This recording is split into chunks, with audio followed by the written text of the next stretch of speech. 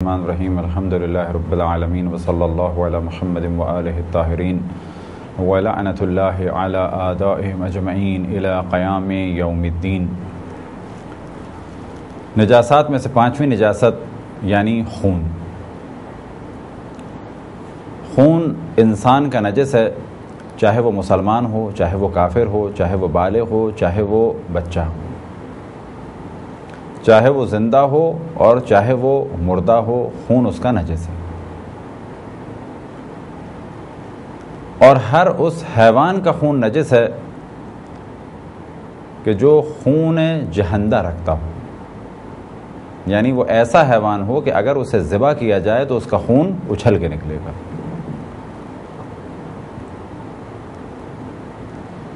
اب چاہے آپ گائے یا بکری کو ذبح کریں، اس کا خون بھی نجس ہے، اور چاہے آپ کسی شیر اور گیدڑ کو ذبح کریں، اس کا خون بھی نجس ہے۔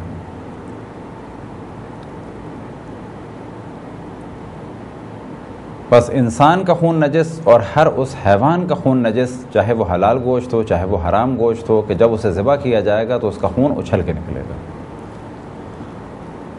اب ایک گروہ ایسا بچا کہ جس کا خون اچھل کے نہیں نکلتا،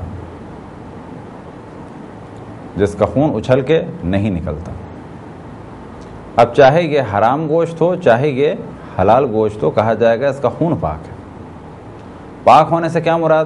نہیں ہے کہ اسے کھا لیا جائے، پاک ہونے سے مراد یہ کہ اگر اس کے قطرے لباس پر گر جائیں تو کیا لباس پاک رہے گا، اس کے بعد نماز پڑھی جا سکتی ہے؟ تو کہا جائے گا کہ ہاں نماز پڑھی جا سکتی ہے۔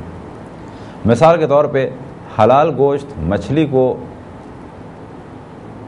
مارا یا یہ کہ اس کو ٹکڑوں میں تقسیم کر دیا، کچھ خون نکلا، آیا یہ پاک ہے؟ کہا جائے گا پاک ہے۔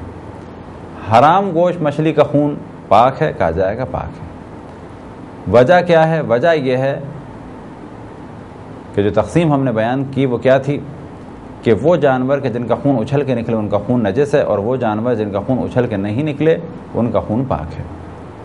اب بعض چھوٹے کیڑے مکوڑے، آیا ان میں جو خون ہے وہ پاک ہے؟ تو کہا جائے گا کہ اگر وہ خون مختصر سا ہے اور ان کا خون مانا جا رہا ہے تو کہا جائے گا وہ پاک ہے، لیکن اگر وہ بہت زیادہ مقدار میں ہو اور ان کا خون نہ مانا جائے تو کہا جائے گا کہ وہ نجس ہے۔ لہذا مچھر مختصر سا خون پی کے کہ جو اس کے جسم کا حصہ بن جائے تو کہا جائے گا کہ یہ پاک ہے۔ بس پہلا مرحلہ یہ کہ خون انسان کا اور ہر اس حیوان کا نجس ہے کہ جس کو اگر ذبح کیا جائے تو اس کا خون اچھل کے نکلے، اور ہر وہ حیوان کہ جس کا خون اچھل کے نہیں نکلتا اس کا خون پاک ہے، چاہے وہ حلال گوشت ہو چاہے وہ حرام گوشت ہو۔ اب یہاں پہ سوال یہ پیدا ہوتا ہے کہ کون سے خون کی بات ہو رہی ہے؟ تو کہا جائے گا وہ خون جو ذبح کرتے ہوئے اس کی رگ سے نکلتا ہے۔ تو حلال گوشت جانور کا خون ایک صورت میں پاک بھی ہو سکتا ہے۔ وہ کون سی صورت ہے؟ کہ جانور کو آپ نے ذبح کیا،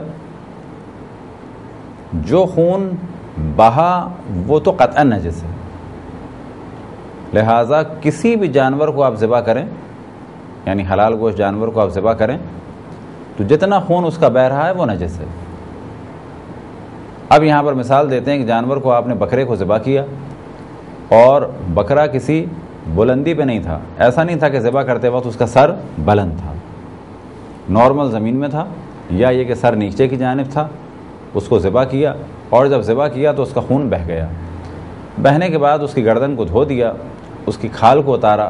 اب جو کھال کو اتارا اور گوشت کو پاک کر دیا، یہ سارے فرض ذہن میں رکھیں۔ اب اس بکرے کے اندر کچھ خون نکلا، آیا یہ خون بھی نجس ہے؟ کہا جائے گا نہیں، حلال گوشت جانور کا یہ والا خون پاک ہے۔ بس حلال گوشت جانور کے دو خون تصور کیے جا سکتے ہیں، ایک وہ خون کہ جب اسے ذبح کیا جائے تو وہ بہے تو وہ ہر صورت میں نجس ہے، ایک وہ خون کہ جو اندر کبھی کبھی رہ جاتا ہے تو وہ بالکل پاک ہے۔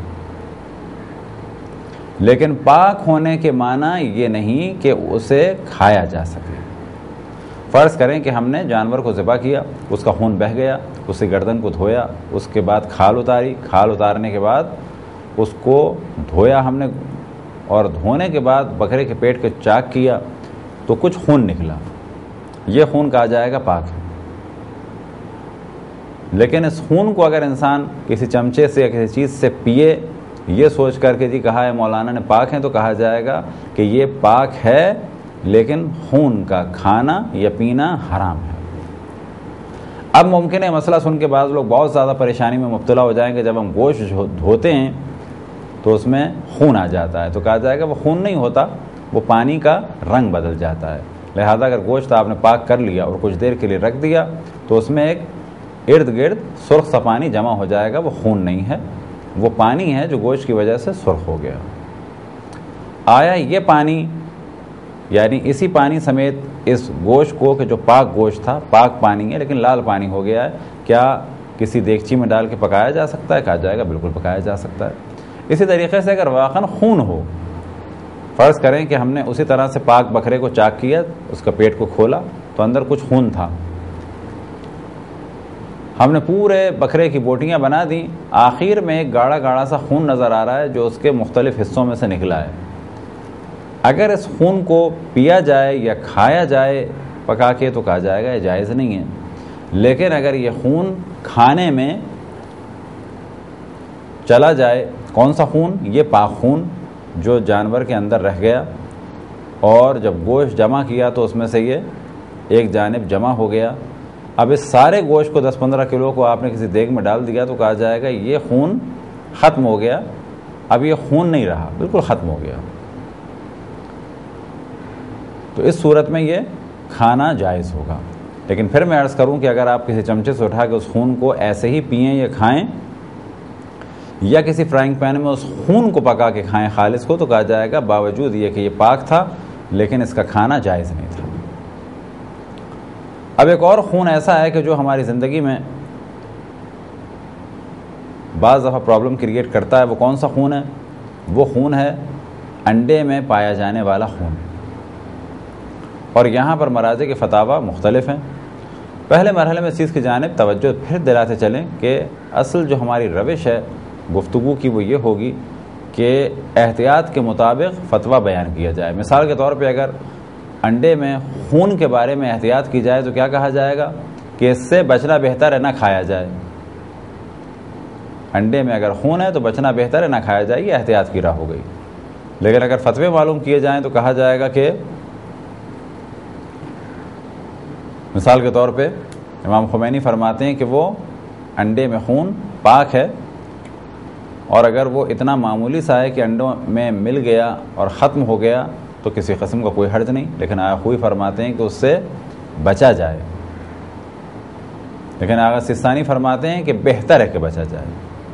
یہ فتووں میں فرق ہے، لیکن احتیاط کے مطابق کیا عمل کیا جائے کہ اگر انڈے میں خون آ جائے تو بہتر ہے کہ اس سے بچیں، استعمال نہ کریں۔ لہذا جب بھی آپ کو 10-15 انڈے بنانے ہوں تو ایک احتیاط کی رائے یہ ہے کہ ایک چھوٹے پیالے میں ایک انڈے کو توڑیں، نگاہ ڈالیں صحیح ہے تو اس کو ایک بڑے پیالے میں ڈال دیں، پھر ایک چھوٹے پیالے میں انڈا توڑ کے، صرف اتنا سا کام ہے انڈا توڑنا ہے، بڑے میں بھی یا چھوٹے میں بھی، لیکن پہلے چھوٹے میں ڈالیں تاکہ یہ دیکھ لیں کہ اس میں خون ہے یا نہیں ہے، کیونکہ اگر خون ہے تو پھر چھوٹے پیالے سے ہی اس انڈے کو کسی دور جگہ پر پھینک دیں تاکہ بڑے پیالے والے انڈے میں یہ خون منتقل نہ ہو۔ کیا ایسا کرنا واجب ہے؟ کہا جائے گا واجب نہیں ہے، لیکن بہتر یہ ہے کہ یہی کیا جائے، اور احتیاط کی راہ یہی ہے۔ بعض جگہ ممکن ہے کہ بعض افراد کے ذہن میں آئے کہ جیسے ابھی بھی آ سکتا ہے کہ آغا خامنائی کا فتویٰ بیان نہیں ہوا، تو وجہ یہ ہے کہ ان کے استفتاء میں جہاں تک ہم نے دقت کی تو انڈے میں موجود خون کے بارے میں کوئی گفتگو نہیں ہے، لہذا خود ہم یہاں پر معذور ہیں کہ جب فتویٰ نہیں ہے تو ہم کیسے بیان کریں۔ لیکن پھر ہم اس جانب توجہ دلائیں کہ اصل ہدف یہی ہے کہ احتیاط کے مطابق عمل کیا جائے، اور ہم عام طور پر کوشش یہی کریں گے کہ فتوے بھی بتائیں گے، لیکن جیسے کہ ابھی بتایا کہ مختلف فتوے ہیں، لیکن ساتھ میں یہ بتاتے چلیں گے کہ انڈے میں موجود خون سے بچنا بہتر ہے۔ یہ تو موضوع تھا کہ انڈے میں جو خون ہے اس کے بارے میں کیا فتوے ہیں۔ اب سوال یہ پیدا ہوتا ہے، اگر گائے کا دودھ نکال رہے ہیں اور اس دوران اس کے تھن سے کچھ خون نکل آئے اور دودھ میں گر جائے تو کہا جائے گا کہ یہ سب کا سب دودھ نجس ہو جائے گا۔ لہذا گائے کا دودھ نکالتے ہوئے بھی بعض دفعہ یہ پرابلم پیش آتا ہے کہ دودھ میں اچانک خون آ جائے۔ تو اگر یہ خون فقط اس کے تھن پر آیا ہے، فرض کریں آپ دودھ نکال رہے ہیں اور یہاں پر آپ نے دیکھا خون آیا ہے لیکن یہ خون برتن میں نہیں گیا ہے، تو اگر یہ یہاں پر ہے تو وہ اسی وقت آپ اس کو پاک کر لیں تو کہا جائے گا یہ خون پاک ہے۔ لیکن اگر یہ خون برتن میں گر گیا تو جیسے یہ خون دودھ کے برتن میں گرے گا تو سارا کا سارا دودھ نجس ہو جائے گا۔ اب ایسے دودھ کا کھانا، پینا اور کسی مسلمان کو بیچنا اور اس سے حاصل شدہ فائدہ سب کچھ ناجائز ہے۔ یہ خداوند تبارک و تعالیٰ کی جانب سے خود بعض دفعہ انسانوں کے لیے ایک امتحان ہے۔ فرض کریں کسی کے پاس ایک گائے ہے یا چند گائے ہیں تو اللہ کی جانب سے نعمت ہیں، اب اس نے سالوں اس سے دودھ لیا اور بیچا اور کمایا اور اپنا گھر چلایا، سالوں اس دودھ کے ذریعے سے اس نے اپنی زندگی چلائی ہے، لیکن آج ایک بھینس کے تھن میں سے خون آ جاتا ہے اور یہ خون دودھ میں گر جاتا ہے۔ کتنے دودھ میں؟ 10 کلو دودھ میں۔ تو یہ وہ جگہ ہے کہ انسان اللہ کی ساری نعمتوں کو بھلا دیتا ہے کہ یہی اللہ سبحانہ و تعالیٰ جس نے مجھے ہزاروں کلو دودھ دیا ان چند سالوں میں اور میں نے بیچا اور اپنے گھر کو چلایا، آج اللہ کے حکم پر عمل کی ضرورت ہے، اور وہ کس صورت میں کہ اللہ کا حکم یہ ہے کہ یہ دودھ نجس ہو گیا ہے تو بس اس کو میں پھینک دوں۔ تو یہاں پر شیطان آئے گا اور کہے گا کہ نہیں حالات خراب ہیں، جبکہ یہاں انسان کو سوچنا چاہیے کہ نہیں صحیح ہے 10 کلو دودھ کا نقصان ہو جائے گا، لیکن اللہ سبحانہ و تعالیٰ کا حکم یہی ہے کہ نجس چیز کسی کو کھانے کے لیے خصوصاً مسلمان کو نہ بیچوں۔ اب جو ہم نے کہا کھانے کے لیے، تو اس میں کہا جا سکتا ہے کہ کھانے کے علاوہ اگر کوئی اور کام ہے، مثال کے طور پہ کسی کھاد میں ڈالنا ہے یا کسی جانور کی فیڈ بنانی ہے، کیونکہ جانور کو پاک کھانا کھلانا واجب نہیں ہے، جانور کو آپ نجس بھی کھلا سکتے ہیں۔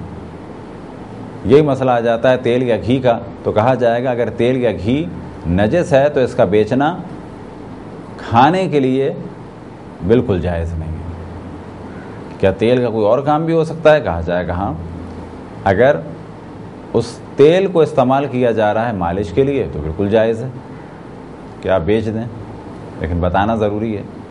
لیکن بعض کام ایسے ہیں کہ وہاں پر کوئی مسئلہ ہی نہیں ہے، مثال کے طور پہ کشتی میں تیل لگانا ہے، آج بھی جو لکڑی کی لانچز ہیں ان میں تیل لگایا جاتا ہے، چربی لگائی جاتی ہے۔ فرض کریں آپ کے پاس ایک نجس چربی تھی بہت ساری، آپ نے وہ ارادہ کیا کسی مسلمان کو بیچیں اور یہ نجس تھی، تو کہا جائے گا یہ کام جائز نہیں ہے۔ لیکن اگر یہ چربی آپ کسی مسلمان کو بیچتے ہیں، کون سے مسلمان کو؟ کہ جو یہ چربی اپنی کشتی میں لگاتا ہے اور اس کو پانی سے بچانے کے لیے چرب کرتا ہے، تو کہا جائے گا یہ عمل جائز ہے کہ آپ نے نجس چربی کشتی کے کام کے لیے بیچی، یا نجس دودھ یا نجس گوشت فرض کریں آپ نے کہیں کھاد میں استعمال کرنے کے لیے یا کسی جانور کے لیے استعمال کیا۔ اب یہ جانور کے لیے استعمال کیا ہو سکتا ہے؟ مثال کے طور پہ آج کل 60-70 روپے کلو دودھ ہے، اب یہ نجس ہو گیا، آپ کو پتا ہے ایک شخص کے یہاں کتے اور بلیاں پلے ہوئے ہیں، اس کو بھی دودھ چاہیے، اور آپ یہ جانتے ہیں کہ یہ دودھ اس وقت جا کر کتے اور بلیوں کو دیا جائے گا، اس کو اگر بیچ دیں تو کوئی حرج نہیں ہے، چاہے بتا کر چاہے بغیر بتائے۔ لیکن اگر آپ کو احتمال ہے کہ یہ دودھ لے جاتا ہے گھر میں، آدھا استعمال کرتا ہے آدھا کتے بلیوں کو کھلاتا ہے، تو کہا جائے گا یہ جائز نہیں ہے۔ تو یہاں پر اس کو آپ بتا دیں کہ یہ نجس دودھ ہے، تمہیں تو خریدنا ہی تھا، میرا ایک نقصان ہو گیا ہے، اب اگر تم نہیں خریدو گے تو یہ میرا پیسہ ضائع ہو جائے گا۔ اب اگر کہتا ہے کہ ہاں دے دو، نجس دودھ ہے، یہ مجھے تو اپنے کتوں کو پلانا ہے یا بلیوں کو پلانا ہے، تو میرے لیے کوئی حرج نہیں ہے کہ میں 70 روپے کا پاک دودھ خریدوں یا تم سے 70 روپے کا نجس دودھ خریدوں۔ یہ بھی ممکن ہے کہ وہ کہے کہ میں تم سے نہیں خریدوں گا، مگر یہ کہ تم مجھے بجائے 70 کے 50 دو۔ تو یہاں پہ ہمیں سوچنا چاہیے کہ پہلی صورت میں 70 روپے کا نقصان ہو رہا تھا، کیونکہ 1 کلو دودھ اگر 70 روپے کا تھا تو 70 روپے کا نقصان ہوا، اور اگر 70 روپے کے حساب سے 10 روپے کا 10 کلو دودھ تھا تو یہ ہمیں 700 کا نقصان ہو رہا تھا۔ وہ شخص کہتا ہے کہ میں 700 نہیں دوں گا بلکہ 500 دوں گا، تو یہاں پر ہم یہ سوچ رہے ہیں کہ 200 روپے کا نقصان ہوا، لیکن یہ 200 روپے کا نقصان بہتر ہے اس سے کہ ہم 700 کما کر اللہ کی مخالفت کرتے اور کسی مسلمان کو نجس دودھ دیتے اور اس طریقے سے اپنی ساری آمدنی کو حرام کر لیتے۔ وہ خون جو چوٹ کے ذریعے سے جسم کے کسی حصے سے بہے، چاہے انسان کے چاہے جانور کے، ممکن ہے کوئی یہ سوچے کہ خون فقط وہ نجس ہے یا اس خون کی بات ہو رہی ہے جو ذبح ہوتے وقت نکلے، تو ایسا نہیں ہے۔ چاہے جانور کے جسم سے خون بہے چاہے کسی انسان کے جسم سے خون بہے، وہ خون قطعاً نجس ہے۔ اب سوال یہ پیدا ہوتا ہے کہ بعض دفعہ خون مسوڑوں میں آ جاتا ہے، یعنی دانتوں میں ارد گرد ہلکا سا خون آ جاتا ہے۔ یہ خون آیا پاک ہے؟ کہا جائے گا یہ خون بھی نجس ہے۔ بس منہ پاک کیا جائے پانی سے، تو یہاں پر دو طرح کی گفتگو ہے۔ اگر خون اتنا زیادہ ہے کہ وہ منہ میں بھر گیا تو اب یہاں منہ پاک کرنا ہوگا، لیکن اگر خون بہت ہی مختصر ہے، مثال کے طور پہ ہم نے دیکھا کہ ہمارے منہ میں ایک جانب ہلکا سا خون تھا، تھوڑی دیر میں لعاب دہن یعنی تھوک کے ساتھ وہ مکس ہو کے ختم ہو گیا، تو کہا جائے گا اگر بہت ہی مختصر تھا اور لعاب دہن کے ساتھ مل کے ختم ہو گیا تو اندرونی حصہ پاک ہے اس کا۔ لیکن اب یہاں پر ایک اور فرض کیا جائے کہ ہمارے منہ میں خون نکلا، ہم نے اسے تھوکا اور تھوکتے وقت ان حصوں میں ہمارے ہونٹوں کے باہر کے حصے پہ لگ گیا، تو کہا جائے گا یہ باہر کے حصے پاک کرنے ہوں گے۔ لیکن اندر کے حصے جیسے ہی خون لعاب دہن میں گھل مل کے ختم ہو گیا تو خود بخود اندر کا حصہ پاک ہو جائے گا۔ مثلا ہم نے دیکھا کہ ہمارے یہاں پر مسوڑوں کے آس پاس خون تھا، تھوڑی دیر ہم نے بات چیت کی، بعد میں ایسے دیکھا تو پتہ چلا خون نہیں ہے، تو کہا جائے گا کہ یہ اتنا مختصر سا خون تھا کہ لعاب دہن یعنی تھوک میں مل گیا، اور جیسے ہی مل گیا ختم ہو گیا۔ اب جب یہ ختم ہو گیا تو منہ کا اندر کا حصہ پاک ہے۔ اب اگر باہر لگا ہو وہ خون تو اس وقت کیا کرنا ہوگا؟ اتنے حصے کو اپنے پاک کرنا ہوگا، کیونکہ لعاب دہن کی وجہ سے اندر خون پاک ہو جاتا ہے لیکن باہر کا خون پاک نہیں ہو سکے گا۔ چوٹ لگنے سے بعض دفعہ خون کھال کے نیچے دب جاتا ہے، تو جب تک وہ دبا ہوا ہے، مثال کے طور پہ ایک ہتھوڑی انگلی کے حصے پہ لگی، بعد میں ہم نے دیکھا کہ یہ لال ہو گئی، کیا ہوا؟ خون بہا؟ خون نہیں بہا، اندر خون جم گیا، تو کہا جائے گا کہ اندر جو خون ہے وہ نجس ہے۔ اب ہمیں کیا اس کو نکال کے صاف کرنا ہے؟ کہا جائے گا نہیں، اس کے اوپر ایک کھال چڑھی ہوئی ہے جو اندر خون کو باہر نہیں آنے دے رہی اور باہر کے پانی کو اندر نہیں جانے دے رہی۔ اندر بے شک نجاست ہے لیکن یہ اوپر اب کھال بالکل سالم ہے۔ اب اگر کھال ختم ہو جائے تو کہا جائے گا اندر جو خون ہے وہ نجس ہے۔ یہ خون کون سا ہے؟ جمع ہوا خون ہے۔ اس خون کو اگر انسان کے لیے مشکل نہ ہو تو پانی کے ذریعے سے، یا یہ کہ اگر پانی کے ذریعے سے نہیں کسی اور کیمیکل کے ذریعے سے صاف کرنا ہوگا۔ کب؟ کہ جب یہ جگہ خون آلود اندر اس کے خون ہے اور کھال اس کی پھٹ گئی ہے، لیکن کھال اگر پھٹی نہیں ہے تو کسی قسم کا کوئی پرابلم نہیں، اسی ہاتھ کے ساتھ اندر خون دبا ہوا ہے کہ جسے عام طور پہ ہمارے اردو میں کہا جاتا ہے مردہ خون، کہ چوٹ لگنے کی وجہ سے خون مر گیا، تو کہا جائے گا یہ خون نجس ہے، لیکن کیونکہ کھال کے نیچے اس میں نماز ہو سکتی ہے، اور جب کھال پھٹ جائے یا کھال الگ ہو جائے تو اس خون کو صاف کرنا ہوگا۔ یہ تو گفتگو تھی مخصوص خون سے متعلق کہ جب ہمیں یقین ہو کہ ہماری کھال کے نیچے خون ہے، لیکن اگر کسی کو یقین ہو کہ ہتھوڑی کی چوٹ لگنے سے خون نہیں جمع ہے بلکہ یہ جو یہاں کا گوشت تھا یہ مر گیا ہے، تو اگر کسی کو یہ معلوم ہے کہ یہ خون نہیں ہے گوشت ہے تو اس کے لیے یہ گوشت کھال ہٹنے کے بعد بھی پاک مانا جائے گا۔ زخم کے بعد جب صحیح ہو رہا ہوتا ہے تو بعض دفعہ زخم میں ایک پس آتا ہے، ایک سفید رنگ کا گاڑھا پانی۔ آیا وہ سفید رنگ کا گاڑھا پانی پاک ہے؟ کہا جائے گا کہ پاک ہے۔ پھر یہاں پر یہی بات کہ وہ تو گندا سا ہوتا ہے، کہا جائے گا پاک ہے سے مراد یہ کہ اگر جسم پر لگ جائے یا لباس پر لگ جائے تو نماز ہو جائے گی۔ گو کہ خون کے لیے بھی یہی مسئلہ ہے کہ خون اگر ایک انگشت کے پورے کے برابر میں یا بالفاظ دیگر ایک درہم بغلی کے برابر اگر چند ڈاٹ ہوں تو اس وقت کہا جاتا ہے کہ اگر یہ درہم بغلی سے یا انگشت کے اس پورے سے کم ہیں تو اس میں نماز ہو سکتی ہے، لیکن وہ پاک نہیں ہے، بلکہ اتنی مقدار میں نماز کے لباس پر خون مباح ہے، یعنی جائز ہے کہ اگر ہو تو کوئی حرج نہیں ہے۔ لیکن یہ تصور کرنا کہ ایک انگشت کے پورے کے برابر یعنی اس مقدار میں اگر خون ہو تو خون پاک ہے، کہا جائے گا پاک نہیں ہے وہ، بلکہ اتنی مقدار میں چھوٹ ہے، معاف ہے کہ اگر اتنی مقدار ہو تو نماز پڑھی جا سکتی۔ لہٰذا بعض دفعہ جلوس میں مسئلہ پیش آتا ہے۔ اب یہاں پہ سوال کیا جائے کہ جو خون زنجیر کے ماتم کے بعد کسی کے جسم میں پاک ہے، کہا جائے گا بالکل نجس ہے، لیکن اسی دوران کچھ چھینٹیں اڑ کے ہمارے لباس پر آ گئیں، 3 یا 4 چھوٹے چھوٹے اسپاٹ پڑے، تو کیا آیا نماز پڑھی جا سکتی ہے؟ تو کہا جائے گا ہاں، یہ 3 یا 4 اسپاٹ ملا کر ایک انگشت کے اس پورے سے کم ہیں یہ نجس، فرض کریں یہاں ایک ڈراپ گر گیا تھا، نماز ہو جائے گی؟ کہا جائے گا نماز ہو جائے گی۔ کیوں ہو جائے گی؟ کہ ایک ڈراپ نماز میں معاف ہے، لیکن کون سا خون؟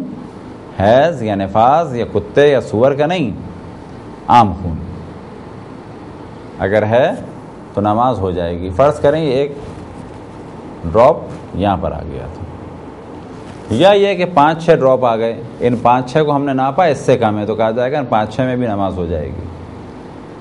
لیکن اگر اسی دوران پانی پیتے ہوئے پانی گر گیا اس ڈراپ کے اوپر اور یہ سارا پانی پھیل گیا اور ڈراپ بھی پھیل گیا تو کہا جائے گا کہ بے شک ڈراپ نہ پھیلے، لیکن کیونکہ اس سے پانی گرا یا یہ کہ پسینے کی وجہ سے خون پھیل گیا وہ ایک ڈراپ، تو اب کہا جائے گا نماز کی اجازت نہیں ہے۔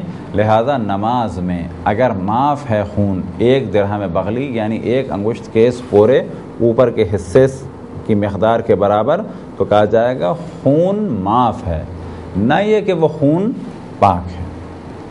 یہ تھی ایک مختصر سی گفتگو خون سے متعلق۔